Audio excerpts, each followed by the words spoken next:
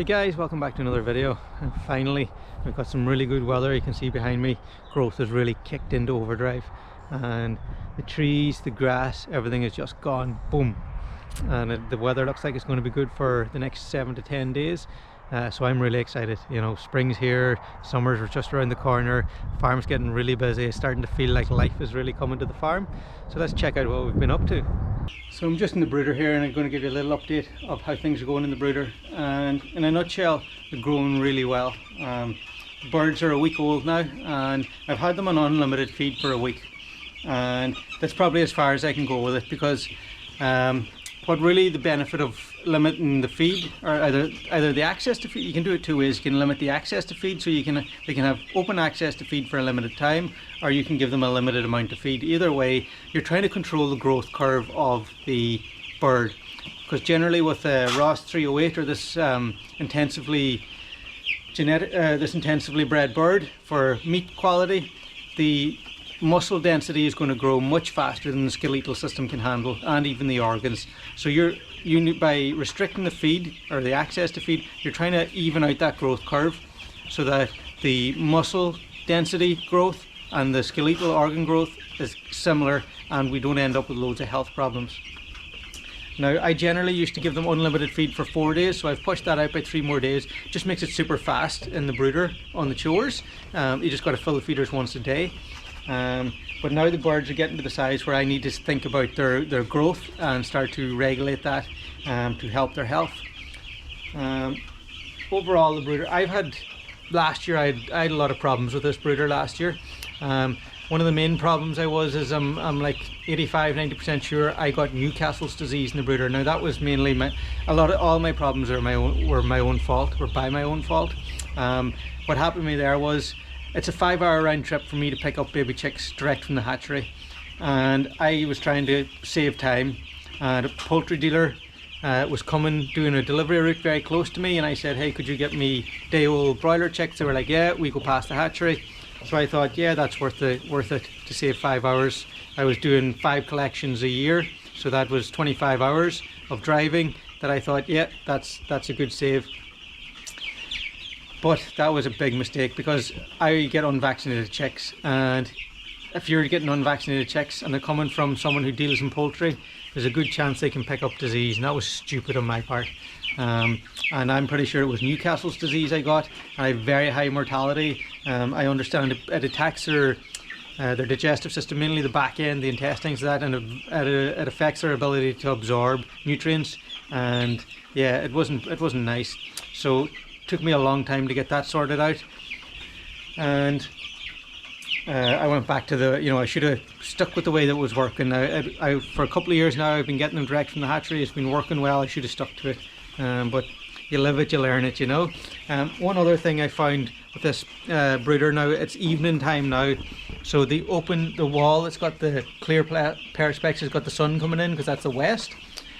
But in the morning, it's very dark in here. I've actually got the lights on there. If I turn them off, it's quite dark, especially in the morning. Behind me is very dark. So I actually found I started turning the lights on when I come in the morning, and it just gets the chick up. I've got a white wall at the back, and the light kind of shines back in there, and it just gets the chicks up and active and moving, and gets them eating and drinking water. And I think that's positive. And I think longer term solution is maybe I need to get some light in the roof to let more light in here. I think it's too dark in here. I think the darkness makes the chicks lethargic, and they want to huddle around the heat lights, and they don't want to move so much. That's just my experience. I just observed by doing this, they seem to be more active. They're putting on better weight, and overall they seem very healthy. Mortality's been very low. We're a week old now in the brooder, and I've had less than 1% mortality. And I mean, I aim to go no more than 5. Now these birds still have quite a few weeks to go, and going out onto pasture can always be demanding. Well, not demanding, but depending on the weather, can be a big player in mortality. So one big thing too that I'm really super happy with is these bell drinkers, and they just make it so much easier. Before this, I was using just the standalone ones, and we've got 250 birds in here. They need a lot of water. So 4 times a day we had to take them all out, fill them, take them all back in. It was taking 10 minutes at least, That's 40 minutes a day. Whereas with these guys here, I just take a little basin in and I empty them out and clean them into the basin maybe twice a day. Now, one of the tricks to keeping the equipment really clean is I use, if I get rid of this guy, I use a chain system here. So you can see how I've got a string going up to the roof and it's got a chain then on this part, and we just use hooks, and that means as the birds get bigger we can just move up and up and up, and we do the same with our feeders, and it just keeps this here at the perfect height, so there's never a wood chip going into it, there's never poo going into it, it stays lovely, pristine and clean. And the same with our feeders, and it reduces the work, because before I had these chains, I could never get my feeders or my drinkers at the right height. There was always crap going into them, meant they had to be cleaned out more often, and that's all time. And it's, you know, I want to limit the amount of work and time that I have to spend on the farm, and I can either do two things with that. I can use that time to do fun stuff for myself, or I can use that time to be more productive and make more money on the farm, if that's what my goal was. But really happy with how these birds are doing. They're really doing super good, and we're going to continue again with the heat lamps. You got to really play that by the ambient weather as well, to wean them off the heat. And I just move it up slowly every day. So we're 1 week old, and we're about 18. We're over 18 inches to the bulb, and these are 250 watt bulbs. And I'll just keep working that up, and I try to aim to be by the second week, the end of the second week, to be almost off the heat. So we're doing 1 week in the brooder off heat altogether, and that'll get them prepped up to go outside.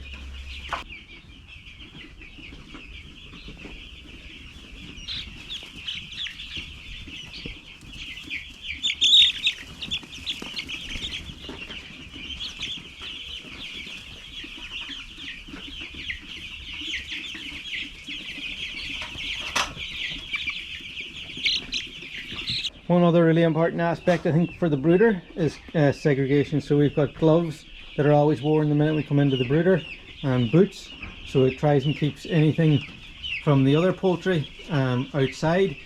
And sorry guys, I'm moving you around very fast. And the other thing is, we always come to the brooder. It's the first chore in the morning, and whenever we're going doing chores, we always come here first, because generally it means we're not going to take anything in here.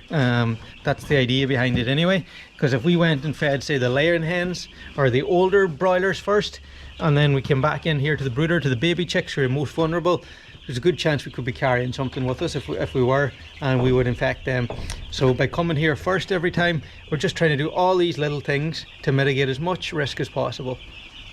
I'm just out here with the pigs, a little bit windy, but one of the issues with doing pastured pork in Ireland is this just gets so muddy. Like, this is pure mud, it's water and mainly clay mixed and topsoil, and I'm okay, I'm going for this. I want to clear everything, and I won't be coming back in here. So we've hit it hard and we moved on.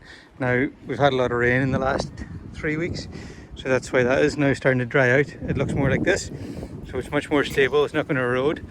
And it also means I can stay a little bit longer and hit this stuff here a bit more with the pigs. But like, there's no way in hell I'd put these guys out in my pasture. This is what they've done in here, and they're only in here 3 days, and it looks like this. So I'm moving, depending on the weather, I'm moving maybe every 4 to 10 days, depending on. Once it gets too muddy, I don't like keeping them in it. If it gets muddy and wet, I'm at danger of eroding my soil away. So we play it by the weather really with these guys, and the size of the pigs plays on it too. But they're extremely happy, they're just getting fed, and they haven't come out of the fence. I could probably switch now to doing one row all the way around.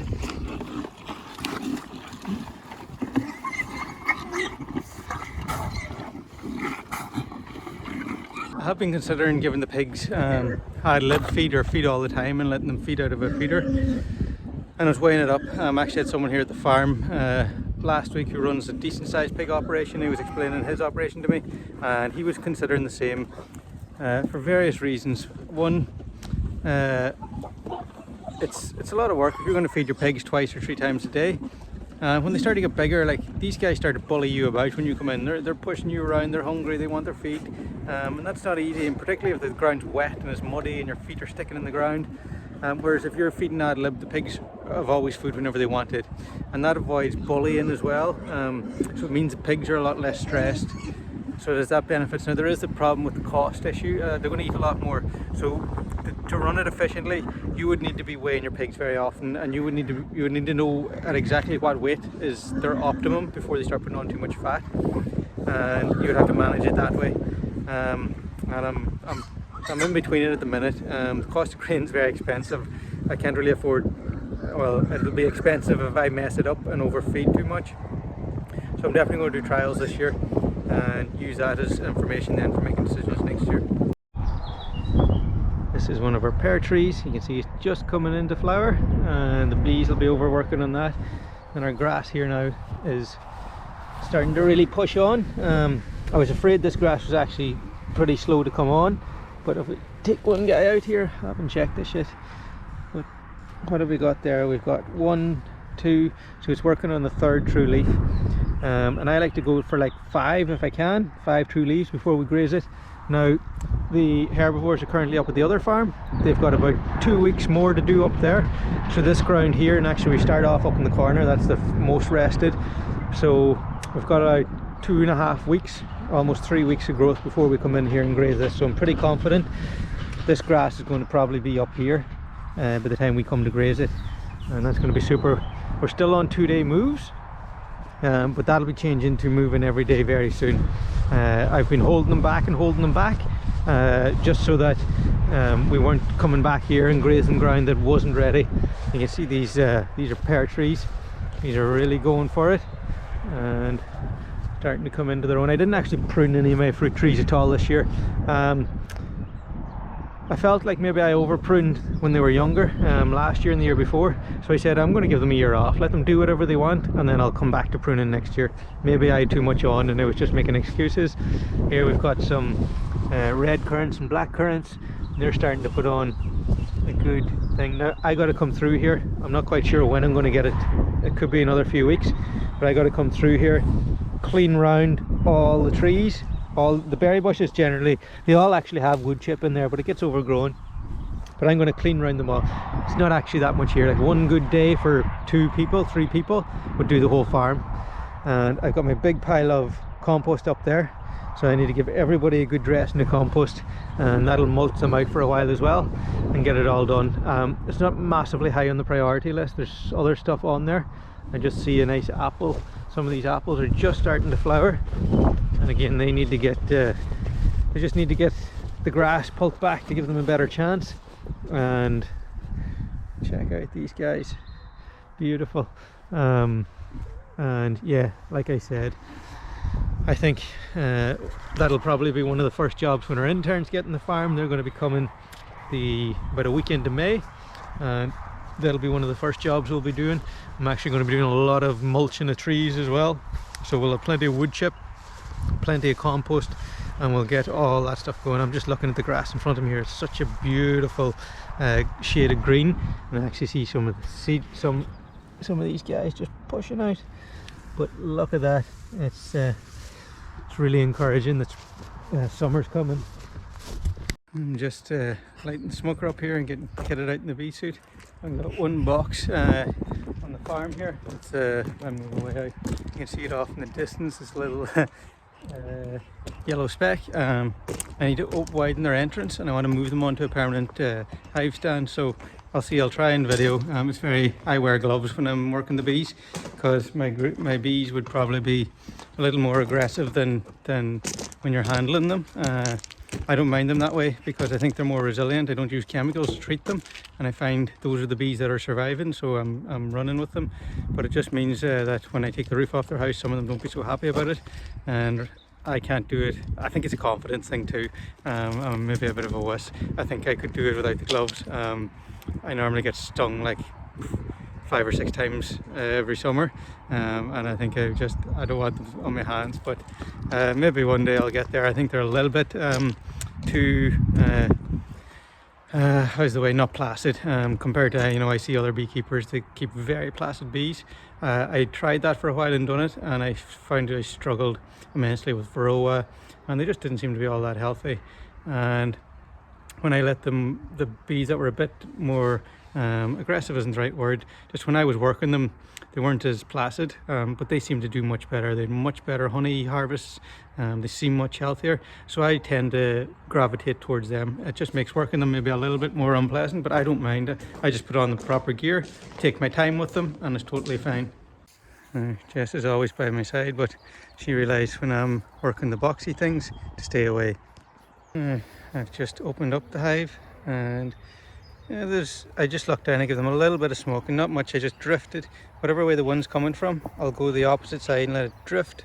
So you can see it's just drifting over the top of the box, and that should be plenty. And if they get excited, if I start taking them out now, I'm only really doing two things here. I want to do a check-in. It's warm enough today. An old beekeeper saying I heard, what makes sense to me is if you can wear a t-shirt outside and it's warm enough to work the bees. I don't want to do too much. I'm checking. I can see they've still got stores in here, which is good. And there's a nice cluster of bees. They're probably around 1, 2, 3, 4, 5, 6. I think they're on about 7 frames, so there's still a few to fill out the box. It's probably soon going to be time to put on supers. I might flip out a few frames. I'm still conscious it's a little bit cold for them, but I want to pop up the box. And as you can see, they've just got the small hole. I need to make that a bigger hole by turning this green piece of wood around. Gives them a big hole here. And then I also want to move them over onto my new hive stand. Check out that fancy guy. I couldn't resist pulling them out, and this is actually a super frame that they've built out, but if you can see, those are little larvae, so they're all hatching out. So the queen's back in lay. I'm actually not going to hang about too much here. I'm going to get this back in, get me a few other jobs done, and I'll it's given good weather for a week. I might give them maybe another week and then give them a proper inspection then. There's a whole debate on about pure black bees, Aphis mellifluous mellifluous. I'm now of the thinking it's very hard for me to keep pure black bees because they crossbreed, and some of my bees have stripes in them. I'm not fussed. The way I look at it now is a living working bee is a good bee, no matter what a colour is. I'm off that mentality that there's this big debate among beekeepers about keeping pure black bees and there's loads of arguments every way, and I've decided, you know what, a happy living healthy bee, no matter what colour or background it comes from, is a good bee, so I don't worry so much about it anymore. Okay, so I've moved it. I've actually just disassembled those blocks and everything. From what I read and hear, the best thing is you can move a hive that much, 3 foot. Any further than 3 foot, it needs to be more than 3 miles, because and even I won't be surprised if a couple of bees land here, but I think they'll figure it out. You can move either a little bit, or you got to move them a lot, because if I was to pick that box up, put it down there somewhere, they would all the bees that are out flying would come back to here, because they would. I obviously didn't let them know I was moving their house, but also you can see now I've opened up the door, so they've got a much wider door, and I need to put a super on here now to give them some space. And once they start to get going properly, I'll actually remove this whole entrance altogether. Still a little bit early, we could get a cold snap yet, so I don't want to lose the run of myself. And they've also got to take up some more boxes to put on here as well. This hive stand I made can have 4 hives on it. The last thing I got to do now, I've left these in the middle, so there's one in under each hive, so I can put a strap around it, and the strap goes under that and it holds it down. Happy days.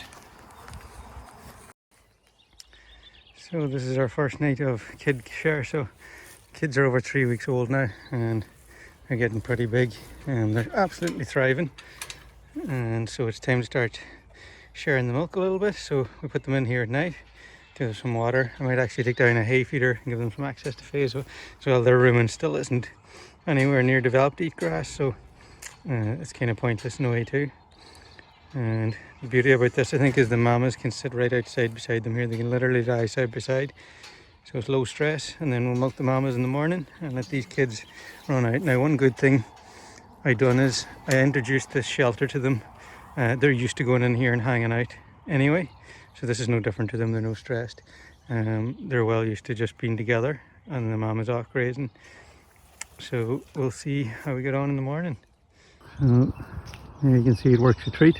The mamas are all sitting on the outside. Babies aren't bothered.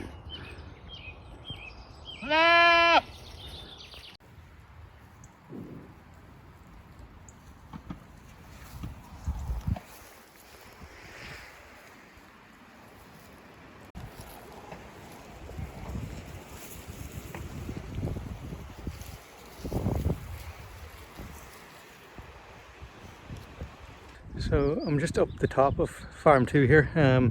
I set up a water system in this farm, but it's quite low down in the farm. It only actually serves the bottom half of the farm. And I was looking at old maps. There's actually a right of way into the neighbouring farm, and I just found this. It's an old step over. There's actually an old plank here to cross the ditch, because there's a little well just inside this property, and I just found a stream here. So what I'm thinking of doing is tapping into that and putting my IBC way up here, because I'm right up the very top of the farm. I think I can probably actually sit my ABC down here. I'm in a little shelter spot here, and I've just got enough head to get it into the tank. And then I will actually, if I run a pipe way off here, the pipe will run uphill for a little bit, but through siphoning and suction, it's going to have a massive drop way down there. So as long as I never let the tank empty, I'll just have to suck it out the first time, and then it'll constantly come out, and that'll give me water everywhere in the farm, which will be handy. And it'll actually be much higher pressure than where it is now. Without looking at levels, but I would assume I'm somewhere in the region of maybe 15 meters higher right now, so that's going to give me quite a bit more pressure. Okay, so I'm just going to use Google Earth now to try and figure out how much materials I need. So I need to order some pipe, hydrotar pipe. So I just use this little function here, move this guy out of the way. So where are we? This is where I was standing shooting that video. So I want to put my tank there, and we're going to run along here. We cross over the ditch here, we come in around this tree, and then we run down along here, and our IBC is sitting about here somewhere. In fact, I'm just going to make it a little bit longer just in case. And now we bring this guy back in, and we go to measurement, and it tells me it's 205 meters. So I need to get 205 meters. I'll probably get a bit extra just to be safe, just so I'm not tight, and simple as that. And cows and sheep are actually grazing this bit here now, and we move them. We've got this whole paddock here grazed. I'm going to move them across. There's 2, 4, 6 days in here, and then this isn't as good a ground, so we definitely have to move every day here. And I think there's 5 days here, so there's 11, there's 12 more days in there, and then we've actually got to graze off this triangle here. There's a day there, and then we move back to the home farm. Google Earth's really handy for doing that. That's it for this video, guys. Just a bit of an update. The farm's really getting into the grind now. We're doing a lot of tours. We're doing like 3 tours a week as well on the farm, and so everything, that's all works. So we're not it's just me here, so sorry, it's really bad light, isn't it? Let me back up a bit. It's just me here, so between all the chores in the farm, there's very little time for doing extra projects, and it's just going to be that way until the interns get here and they get settled in. But that's the way it's planned, so I'm happy to just keep going, get the chores done, and get a little bit of time for myself. So we'll see you in a video soon.